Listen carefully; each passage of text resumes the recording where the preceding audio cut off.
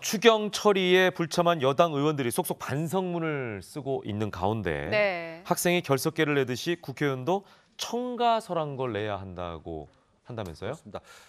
지난주 토요일이었죠. 네네네. 어쨌든 오전에 이 추경이 우여곡절 통과가 됐었는데 당시에 보면은요, 이 야당 특히 뭐 한국당이 집단 퇴장을 해서 문제가 되기도 했지만 네네. 실질적으로 이 여당인 민주당에서도 26명이 표결 그렇죠. 장소에 없었습니다. 네네. 그래서 어디 갔나 봤더니 뭐 외유성 여행 또 뭐 효도 관광도 떠나고 출장도 가고 그랬었는데 실질적으로 그 26명 중에 대부분이 상당수가 반 이상이 청가서라는 걸 안 냈다라는 겁니다. 근데 청가서가 뭐냐면은요, 국회법에 정확히 나와 있는데 국회의원들도 회기 중에 이 참석을 안 하고 어디 떠날 때는 국회의장에다가 어디 갔습니다라는 우리 초등학생 결석계 같은 그런 이제 청가서를 내야 되는데 이 청가서도 안 내고 떠나서 이 여당 민주당에 대해서도 좀 질타가 나오고 있습니다. 근데 여기에 대해서 이제 떠났던 민주당 의원들을 뭐 강훈식 원내대변인은 아니고 이제 기동민 의원은 오래전부터 계획된 용무였다라고 해서 해외 일정이었다. 뭐 이렇게 취고하고 기속하겠다. 이런 의견들을 좀 밝히고 있는데 어쨌거나 이번에 이제 많은 비난은